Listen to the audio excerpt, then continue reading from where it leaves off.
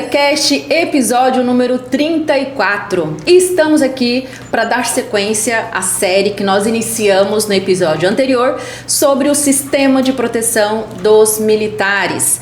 Nós falamos sobre conceitos, reserva, reforma, criação do sistema de proteção e hoje nós vamos mergulhar nas regras e requisitos. E para falar desse tema, eu continuo aqui com os dois especialistas, oficial e praça, não é só a título de denominá-los, porque tô na praça. Na praça e oficial, na questão do aprendizado, da experiência. Walter, Alfonso e Éder Moraes. Bem-vindos ao Agenda Cast, mais uma vez, uma satisfação tê-los aqui conosco. Obrigado, agora eu contei, agora é o 10º episódio que nós estamos produzindo. 10º episódio? E aí, 10º. Vale ou não vale como co-host? Já tá valendo, hein? Já falei que eu quero minha foto ali junto. E Dr. Walter, o que o senhor achou do episódio anterior? Primeira experiência aqui no Agenda Cast? Então, achei ótimo, foi muito bom. Acho que foi uma experiência boa e ficou um resultado excelente, achei. Ficou bem legal mesmo, muitas pessoas comentando, ex-colaborador da agenda, cliente, colega, Dr. Walter, então o senhor foi a estrela. Obrigado. A sua estrela brilhou mais do que a nossa, Dr. Walter, nesse episódio. Estrela, hein? Juntos e Shallow Now. Mas para nós é uma satisfação, queremos mesmo que todos que venham aqui brilhem, porque todos, tem espaço para todos brilharem. Aqui todos nós temos essa convicção de que tem espaço para todos. E quantas estrelas nós temos hoje no céu? Infinitas. Então aqui também nós temos muitas estrelas. Mas Walter é o nosso farol, sistema de proteção de militares aí, né, Walter? Vem na vanguarda. Muitos anos estudando essa matéria tão específica e tão pouco explorada, né? Na Previdência no todo, debates às vezes de folha, o Dr. Walter fala, eu não sou especialista de folha, mas isso e aquilo, mas... então essa questão de opinar e muitas vezes opinar de forma assertiva e até direcionar para a busca do caminho ideal para chegar no resultado. Então, às vezes, mesmo não tendo conhecimento amplo, mas tendo a visão e a percepção, você consegue dar esses direcionamentos. Isso que fica bacana e torna o senhor uma estrela. Obrigado. Vamos iniciar a nossa jornada hoje sobre regras e requisitos do sistema de proteção de militares. Mas antes de entrar no tema, considerações iniciais sobre o episódio anterior, até mesmo que nós vamos abordar hoje. Éder, pode começar, depois Walter. É que assim, na realidade, de fato é uma jornada bastante extensa, vamos assim dizer, né? O militar, eu acredito que é uma das carreiras que tem uma legislação e uma particularidade, sim. Uma coisa que vem se repetindo há mais tempo, né? Desde o decreto 667 de 69. São regras que se aplicam, então esse decreto ele vem sofrendo modificações ao longo do tempo, mas ele ainda é um farol, né? Ainda é a base de tudo que traz a carreira do militar. E eu acredito que é um ponto muito importante também, e é assunto de discussão minha e do Walter, que mesmo com a alteração da 3.954, né, de 2019 para cá, essa lei, ela é, assim como tudo no direito, né, nada é absoluto. Coube aos estados, aí, aos entes federativos legislar em algumas partes. Então, por mais que a gente traga situações em linhas gerais, sempre vai haver uma exceção, e aí cada um tem que observar bem o seu ente federativo. Dr. Walter, considerações iniciais? Isso aí que o Éder disse mesmo. Acompanha o relator. Eu vou acompanhar o relator, mas eu digo que a 13.954, a lei, foi um marco divisório, assim como o decreto 667 lá de 1969, né? Agora a lei 13.954, e ela estabelece novas regras, novas situações, o sistema de proteção, e eu acho que e ela é pouca conhecida da população também. A população conhece pouco. Sim, né? O senhor falou em divisão de águas, um marco. Vamos falar exatamente do marco. A emenda constitucional 103, 2019, estabeleceu ali 35 anos de serviço. O que isso significa para aqueles militares que ingressaram antes e depois da mudança? O que vocês podem nos dizer sobre essa mudança recente que veio, né, e que está em vigência? Interessante, né, esse 35. A gente vem do civil, onde há distinção entre homem e mulher, né, nas regras antigas. Aí veio a reforma da Previdência, fixou-se também 25 anos de contribuição, né, Walter? Independente do sexo. O militar fez a mesma coisa, botou 35, independente do sexo. E é muito interessante que a gente não tem tempo de contribuição, é o tempo de efetivo serviço militar, é o tempo de militar dele que conta para a carreira, né? E é muito interessante também fazer essa comparação, como se fosse um paradoxo, que no civil a gente tem idades, né? Básicas. Sim, idade limite. No militar a gente não tem essa distinção de idade, estamos falando de uma reserva a pedido. Tá? Então, é 35 anos de serviço e não tem idade, né, Walter? Sim, os militares eles vão para a reserva a pedido, cumprindo o tempo de serviço e o tempo exclusivamente de militar, e também tem a reserva ex officio, né? Aí já começa a entrar um pouquinho nos tipos. Isso. Exato. E antes da reforma da Previdência no militar, né, tinha-se 25 e 30 anos, né, 25 mulher, 30 homem, também não tinha requisito de idade na reserva a pedido. Então, o principal marco que teve de distinção na regra para a transição da Previdência, vamos assim dizer, militar, da transferência para a reserva, né, na atividade militar, é 35 anos de serviço, que antes era 25 e 30. Tá? Muito bem.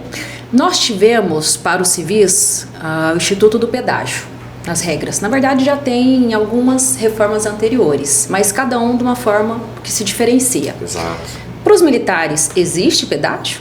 Existe. Como que funciona? Como o militar da ativa precisa se adequar ao pedágio? Inclusive, isso é inovação, né, Walter? Uma transição militar. Os militares não tinham, eles nunca tiveram pedágio. Sempre os civis que sempre tiveram, e agora trouxe também para os militares. Servidor público civil desde a emenda 20, né? Desde a emenda 20.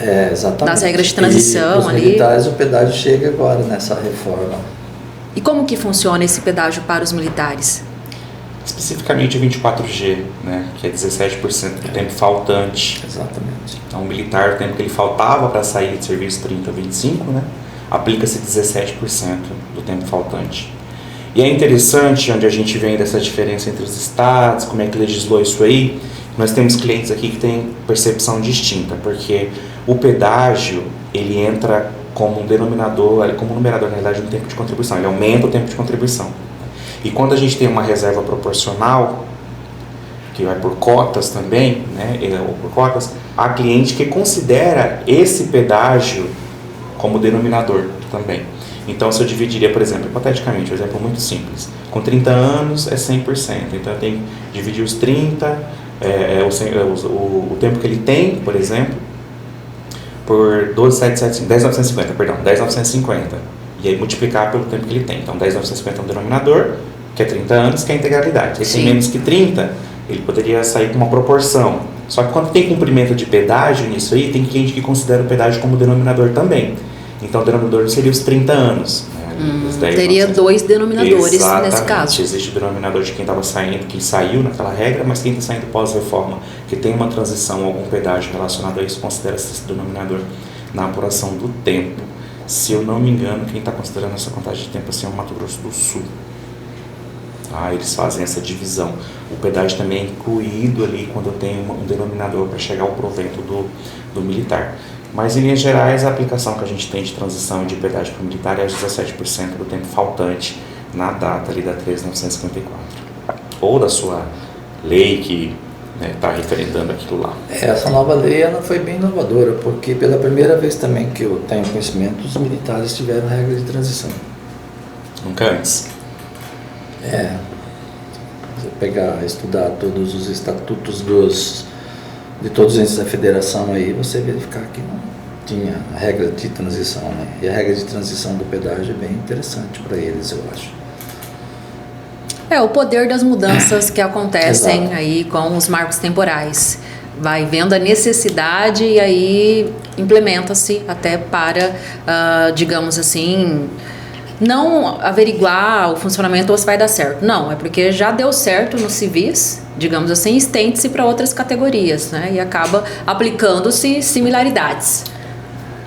É importante porque assim, a sociedade ela muda como um todo, né? A sociedade de hoje não é a mesma sociedade da década de 70, de 80, de 90 ou dos próprios anos 2000. A sociedade não é a mesma, né? E nós passamos por uma pandemia em 2020 aí que mudou radicalmente o estilo de vida não só do brasileiro, como eu acho que de qualquer pessoa que habita este planeta. Não qualquer pessoa, de qualquer ser vivo sofreu o impacto dessa pandemia.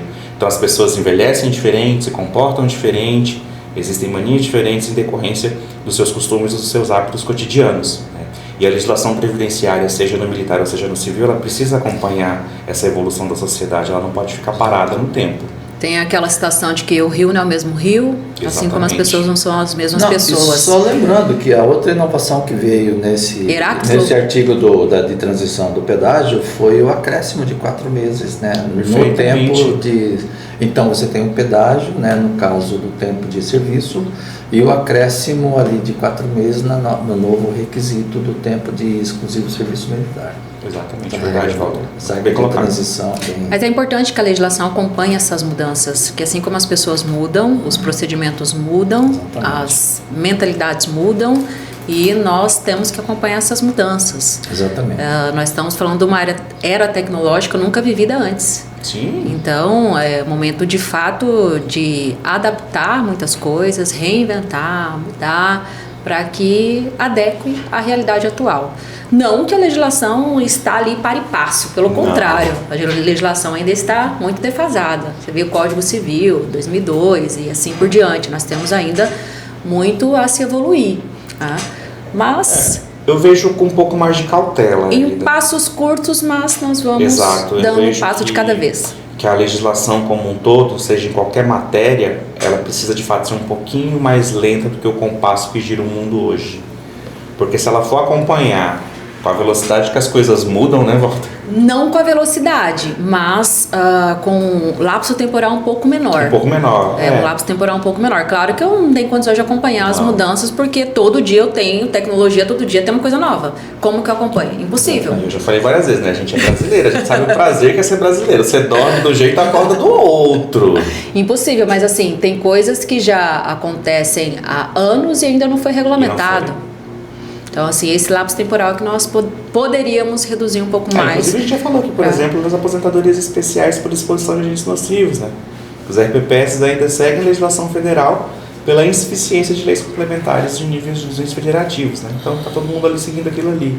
E ela não teve uma evolução com a reforma da Previdência, ela ficou meio parada no tempo, porque as regras normais, hoje vamos assim considerá-las, é praticamente em equidade com essa exposição dos agentes nocivos. Não está na categoria de especial que poderia estar. As regras, na realidade, elas vêm perdendo a especialidade. Acaba que estando praticamente no mesmo bolo. Exatamente. Então é importante que a legislação previdenciária esteja atenta às mudanças da vida e sociedade para acompanhar. Seguindo aqui, né, o nosso sobre os militares, voltando um pouquinho, é importante até nós divagarmos um pouco, que conecta com o assunto de hoje, querendo ou não. Nós falamos que para os militares foi estabelecido 35 anos de serviço. Até colocou que não exige contribuição, e sim serviço, tempo de serviço. Como fica os militares que possuem tempos em outras forças, tempos anteriores e tal? Como que funciona? É similar ao RPPS, em que o averbo tempo para considerar a contagem de tempo, a compensação previdenciária e tal? Vamos falar um pouquinho disso agora. Perfeitamente, né? Tempo é passível de ser averbado. Tempo devidamente certificado, né? Não é uma declaração, né? É uma certidão que certifica a prestação de serviços de natureza militar. Vai ser averbado pela unidade gestora responsável pela gestão do sistema de proteção, e ele vai ser considerado estritamente tempo militar, né, Walter? Sim, é a averbação que vai comandar. Você pode trazer, se você for efetivo num determinado ente da federação e trabalhou em outro, trazer uma CTC, você era militar lá no outro tempo, traz a sua CTC e ele vai ser averbado como tempo militar também. Ele vai ser considerado tempo de serviço, os 35 anos, né? E também como tempo militar com o requisito dos 25, na verdade. Agora, se ele traz um tempo do regime geral... Agora, se disser que tiver algum requisito aí, efetivo serviço, né, aí já não entraria, porque é só efetivo serviço no ente onde ele presta serviço. Mas a averbação é tranquilo, possível. E do regime geral também. Se nós consideramos que essa regra aí dos 35 anos traz 25 anos de tempo de serviço militar, você não tem, você pode trazer tempo do RGPS, mas assim, ele vai trabalhar dentro de um limite que você vai averbar, né? Porque você vai ter que ter 25 anos e você tem não vai ter tanto espaço de... Não vai somar muito tempo. Porque dentro desses 35 anos, considera-se um limite de tempo de efetivo de serviço militar. Então eu tenho 35 anos de serviço, mas eu posso ter um períodozinho ali que é só um tempo de contribuição. Só que ele é limitado. Então não adianta eu averbar 30 anos, 20 anos. Achando que vai ser considerado geral, tudo isso, não será. E só complementando a questão da compensação, também o sistema de proteção social dos militares está incluído. Emitindo CTC, eles vão também pagar a compensação e também vão receber. Exatamente. Das averbações que eles fizerem. Esse é o tema importante, porque pode ser um ex-militar que hoje é um servidor público, na hora de aposentar, verba aquele tempo, e aí o RGPS busca essa compensação, ou o RGPS, pode acontecer, ou ele pode trazer uma CTC da RGPS para essa averbação, e aí busca-se essa compensação. Exatamente. Ou um militar que tenha sido desligado da corporação, vai levar seu tempo para o regime geral, vai se aposentar e o sistema de proteção vai ter que estar pagando compensação desse tempo para ele também. Só para o nosso público saber em linhas gerais, o que é compensação? Nós temos que fazer um episódio só de compensação. E o mestre da compensação está aqui. Nós precisamos fazer um episódio só de compensação previdenciária. Porque nós estamos falando aqui de compensação e aí pensando no nosso público, porque nós já tivemos manifestações, falam assim, mas essas siglas todas, não sabemos o que significa. Então, em alguns momentos é bom parar um pouquinho para explicar, para que o nosso público fique... Eu acho que compensa explicar, Walter. Compensa. Compensa falar sobre compensação. Olha, a compensação previdenciária, ela existe como uma forma de você, o próprio nome já diz, né, para você compensar aquele que está pagando o benefício. Se ele trouxe se aquele benefício eu estou pagando, tem parte do tempo para ele aposentar, ele usou parte do tempo de outro regime. O outro regime simplesmente vai te repor parte daquilo que ele recebeu lá. E ele vai te repassar esse valor a título de compensação, porque você é o mantenedor do benefício, está pagando o benefício, concede o benefício com tempo de outro regime. Aí o outro regime somente te compensa daquele período, porque parte do recolhimento foi para o outro regime. Sim. Então, é isso, em linhas gerais. Sim. Mas faremos um episódio específico sobre compensação e aí fica mais delimitado, mesmo porque um tempo atrás não havia compensação entre RPPS, isso é recente, então vale um episódio só para falarmos sobre compensação e faremos no futuro. Falamos um pouquinho sobre esses tempos em outras forças para ser averbado para o militar conseguir inativar. E as licenças, como elas funcionam? As licenças especiais, quando sai para tratamento de saúde e outros afastamentos. Também funciona com a mesma similaridade dos civis? Vamos falar um pouquinho sobre o funcionamento das licenças. É muito próximo, né? É muito próximo. E assim como no civil, a gente tem que revisitar sempre que necessário os estatutos, né, da Polícia Militar e do Corpo de Bombeiro Militar. Lá vai dispor sobre licenças e afastamentos. Licença é uma coisa, afastamento é outra. Mas essa questão de se conta ou não, se deixa de contar ou não, a gente pode associar em linhas gerais se há ou não remuneração. Sempre que há remuneração, conta-se. Sempre que não há remuneração, não conta-se, né, Walter? Em geral, o afastamento, ele, só a título de exemplo, é luto, núpcias, né, assim, em geral. Esses são os afastamentos de lei que tem, que você pode tirar e se afastar e você não vai ter desconto de tempo. As licenças já sim. As licenças não. Licença para tratamento de saúde, principalmente, que é o que mais acontecem, aí elas há o desconto. Não necessariamente, não. A licença para haver desconto, ela não, tem que ser sem vencimento. Tem que ser sem vencimento. Então, uma licença para tratamento de saúde sem vencimento.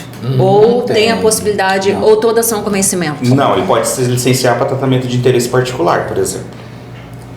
Aí é uma licença que ele está tendo. Mas para a saúde todas são. Para a saúde conta, assim como no civil também conta-se. Né? O civil não tem se ele for acompanhar algum parente. Sim, o parente saiu para tratamento de saúde, ele tira licença para acompanhar. Aí sim, essa licença será sem remuneração e, consequentemente, vai da haverá um regra desconto. de cada ente aí. Tem uns que podem dizer que até 6 meses é com remuneração, depois disso é 100, etc. Existe também a lei lá. a possibilidade. Não, é importante colocar, então, assim, observar a legislação de cada estado. Exato. Porque é igual em relação ao RPPS, observa-se o Estatuto do Servidor Público. No Estatuto, geralmente, que está estabelecido o que é com vencimento e sem vencimento. Equipara-se. E no caso dos militares também, a legislação buscar aí o que tem vencimento ou não. Mas aí quando a gente faz esse paradoxo, dessa comparação, que ele é interessante e salutar, vejo eu, a gente tem uma licença, por exemplo, no serviço público, que a pessoa tira licença, mas na realidade é um tratamento de interesse particular, né? Para tratar de algo particular, para estudar, por exemplo. O militar, ele também existem cursos de formação, aperfeiçoamento, que ele acaba se licenciando da sua atividade. Daquele momento, ele acaba se afastando, vamos assim dizer. Então, a natureza que se deu aquele afastamento, a licença, que é o que vai definir se existe a contagem ou não. Como, por exemplo, quando o militar é transferido, ele se afasta para fazer uma de viagem, está viajando para ser transferido. Ele não está trabalhando, ele não está de serviço.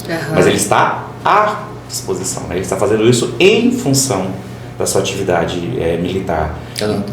E aí, consequentemente, entra na contagem, porque não é sem remuneração. Suspensão de remuneração. Então, assim, via de regra geral, analisar se há ou não vencimento, se há ou não remuneração. E ainda, em uma segunda camada, analisar o estatuto do militar local, para ver o que está dizendo aquilo ali a respeito dessa situação. E, em últimos casos, vai ter algum parecer referencial de alguma coisa interna do Estado que vai estar disciplinando isso. Nas licenças mais típicas e conhecidas sem remuneração é para tratar de interesse particular. Sim. No civil e no militar, nas duas categorias. Nas duas, tanto civil quanto militar. Só que é muito mais comum cursos de aperfeiçoamento e o militar militares, se afastar para sim. isso do que o civil. É muito mais comum. Só para o nosso público ficar um pouquinho ciente, exige-se 35 anos de serviço para o militar. E dentre esse período de 35 anos, as licenças que ele teve ali na sua vida laborativa, podemos colocar assim, se ela fosse em vencimento, haverá o desconto desse tempo. Perfeito. E aí, digamos, ele ficou afastado 1 ano para interesse particular. Ele vai ter que trabalhar um ano a mais. Fica 36 anos vinculado ali, não de serviço, porque ele ficou 1 ano afastado. É porque, descontando esse 1 ano, para atingir 35, ele ficaria 1 ano a mais ali atuando. E a depender da quantidade de licença que ele tem, ele pode incorrer em alguma regra que acabe tirando ele da corporação ex officio. Dependendo da idade, né, também. Tem aí uns fatores de limites, podemos colocar assim. Exato. Perfeitamente, são limites mesmo. Nem toda inatividade é planejada. Exemplo, a incapacidade, invalidez e hoje incapacidade. Como que funciona a inatividade, incapacidade permanente dos militares? Eu separaria ainda em outras camadas. Eu digo assim, que existem as reservas, por exemplo, que são programadas, né? Que de fato eles programam, mas no militar tudo tem um tempo limite. Então, por mais que não seja planejada, com ressalvas de uma reforma por incapacidade. Então, a incapacidade ela não é planejada, porque não tem como prever quanto que eu vou ser acometida de uma enfermidade. Mas a reforma, a gente não pode dizer que a reforma não pode ser planejada. Né? A reforma por incapacidade não pode ser planejada. Sim. Porque existem outros tipos de reforma. Né? Então, outras reformas elas são programadas. Não por mais que não sejam planejadas, mas ela pode ser programada. Ele sabe que quando ele atingir a idade limite... E pode até ser planejada. Ele sabe quando ele atingir a idade limite... O planejamento não quer dizer que vai acontecer exatamente com o planejamento. Exato. Vai ter ali os desvios que acontecem durante a vida. Porque, eu vou trabalhar até tanto tempo, mas nesse caminho ele pode afastar, ele pode ter ali necessidade de afastar por interesse particular, por exemplo, que nós acabamos de falar, e ele vai ter que ficar um pouquinho a mais para cumprir o tempo. Mas na reforma por incapacidade, ela muito se assemelha à aposentadoria por incapacidade. Precisa ser analisado o cerne central, perdão, né, gente? Se é cerne, é central. O cerne da análise é sob quais circunstâncias se deu a incapacidade. Se ela tem associação ou não com a natureza da atividade militar dele, né, Walter? A reforma por incapacidade, ele tem também algumas circunstâncias aí. Por exemplo, se por algum acaso ele ficar 2 anos sem tratamento de saúde, ele pode ser reformado. Reformado, ele vai dependendo da doença, ele vai ser agregado, e na agregação ele vai para a reforma. Vamos dizer que o tratamento tem um prazo limite para agregação, porque, assim, do civil tinha-se um prazo de 2 anos, né? 2 anos que fica de auxílio-doença, já é encaminhado para aposentadoria por incapacidade permanente. Em geral, na reforma, se for agregado por problema de incapacidade, acho que ele vai para a reforma mesmo. 2 anos agregado para tratamento de saúde, ele vai para a reforma. Vai para a reforma. E assim, não tem também essa questão que a gente tem no militar, das insuscetíveis tentativas de reabilitação. A atividade militar ela é restrita, né? É risco constante. Então essa situação fica um pouco prejudicada, por isso que esse período dele de agregado ele já vai para a reforma. Tecnicamente existe a reforma por idade. Quando você está na reserva, você atinge a idade da reforma, você vai. Existe mais outra reforma por disciplinar e a reforma se você for condenado pelo Código Militar, né? São as mais conhecidas, eu acho. Que também não são programadas, né? Não são programadas, a reforma exatamente. Nunca é programada, não. Que ali está sofrendo algum processo, né? Alguma situação ali de investigação, e aí acaba ex officio. Em seu curso natural, a reforma pode ser programada, mas não planejada. Só ex officio. Não tem reforma a pedido. Sempre é ex officio. Isso é importante ficar claro para o nosso público. Você passa pela reserva, você chega na reforma a pedido, aí você vai para a reforma ex officio também depois, por idade. Para fechar o nosso episódio de hoje, ainda falando sobre reforma por invalidez do militar, como que funciona? O que diferencia a regra e requisito com vínculo ou sem vínculo? Falando da invalidez. Se o policial, por exemplo, está em serviço, sofre um acidente na viatura ou em um combate, acaba sofrendo alguma lesão que o torna incapaz para o desenvolvimento dessas atividades, é uma reforma integral, porque aconteceu isso. Diferentemente se o militar sofre um acidente doméstico, no seu momento de folga, que ele também acaba sendo reformado por incapacidade, ali vamos dizer, outra métrica de cálculo, né? Porque a administração não tem vínculo direto com o acidente que aconteceu, né, Walter?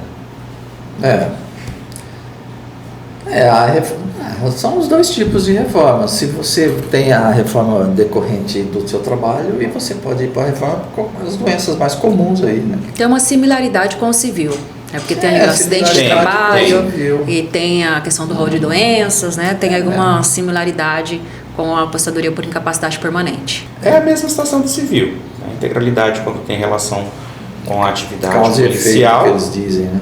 Isso. E a proporcional quando acontece, de fato, algo pessoal, vamos assim dizer, né? Eu ia entrar na pergunta de cálculo, mas vou deixar para o episódio posterior, que nós vamos entrar um pouquinho mais nos cálculos. Vamos agora aqui nos ater a essas informações relativas a requisitos para se alcançar para a inatividade. Algo mais que você acha importante acrescentar nessa questão de regras e requisitos? Eu acho interessante assim, que os entes federativos, os militares, principalmente os que estão ingressando agora nas forças de segurança estaduais, principalmente, né, que é o nosso foco aqui, estejam atentos, né, às alterações que aconteceram em 2019, que apesar de se passarem 6 anos aí, ainda é muito novo, é muita coisa. Demanda estudo, entendimentos. Demanda, né? O militar, a gente já falou no passado até, que é tudo muito transparente, né? Eles têm os boletins, as promoções são feitas em público, normalmente com o governador, com o chefe da Casa Civil. Só que como ele é muito baseado nessa estrutura de hierarquia e disciplina ainda existem muitas normas internas que são respeitadas e que se perpetuam ao longo do tempo. Então prevalece sempre um entendimento local, não é porque está lá na 13.954 ou no decreto 667 que se aplica ipsilitris aquilo ali dentro da realidade. RPPS não, em todos os sistemas de proteção. Exatamente, né? Então, quando nós viemos agora com a criação do sistema de proteção de 2019 para frente, mudou-se muito da estrutura administrativa, principalmente, de quem está gerenciando esses benefícios, essa assistência que tem dentro do militar. Então é muito importante que as pessoas que estejam envolvidas nesse contexto de gestão estejam atentos aos entendimentos, a como aplicar, a por que aplicar, o que aceitar, principalmente na averbação do tempo, porque é comum que o tempo de polícia militar agora também seja aceito nas polícias civis, mas a via contrária não é aceita, enfim, precisa estar atento a isso. E ao militar de carreira que não está envolvido propriamente na gestão, para que ele possa se planejar, né, para o futuro previdenciário. Nós vamos entrar em cálculo nos próximos episódios, mas ele não sofre um declínio da sua remuneração quando é passada a transferência para a reserva. Mas mesmo assim tem que haver um planejamento, porque algumas gratificações de caráter não permanente caem. É isso. Ele segue o relator? Segue o relator. Não, muito bem, ó. O oficial seguindo o praça quer dizer que o praça está muito Aprendi bem. direitinho. Com certeza, muito bem. Para fechar o nosso episódio de hoje, gratidão pela participação de vocês aqui. Com certeza enriqueceu muito o debate acerca do tema, o sistema de proteção militares, que não é muito falado, não é muito disseminado, até porque são os estados que possuem, e hoje há muito mais municípios do que estados, e acaba-se muitas vezes não abordando temas relativos ao que nós estamos abordando aqui. Mas é até um diferencial. Só uma adendozinho para o nosso muito podcast. Importante, assim, que as guardas civis metropolitanas, né, as guardas municipais não se equiparam, tá? Não se equiparam. Sim, importante observação. Aqui a gente está falando só do sistema de proteção social Militares, dos militares. dos As guardas militares. civis metropolitanas e guardas municipais não se equiparam a essa situação. Perfeito. Considerações finais, Dr. Walter? Não, quero agradecer pelo convite. Por nada. Éder?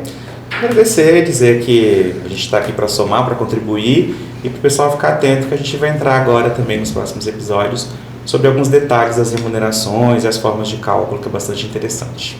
É o financeiro. E quando é financeiro, mexe no bolso, há um interesse ainda maior. Com certeza. Na realidade. Com certeza. Gratidão a você que esteve conosco até o final desse episódio. Convido a continuar no episódio posterior, que é o fechamento dessa série sobre sistema de proteção de militares. E se você ainda não segue a Agenda Assessoria nas redes sociais, siga-nos: Instagram, Spotify, Facebook, LinkedIn, que lá você vai acompanhar todas as novidades, episódios de podcasts, vídeo institucional da empresa que nós publicamos recente também no YouTube, e nos acompanhe. Para nós é uma satisfação conectar com vocês. Muito obrigada e até a próxima.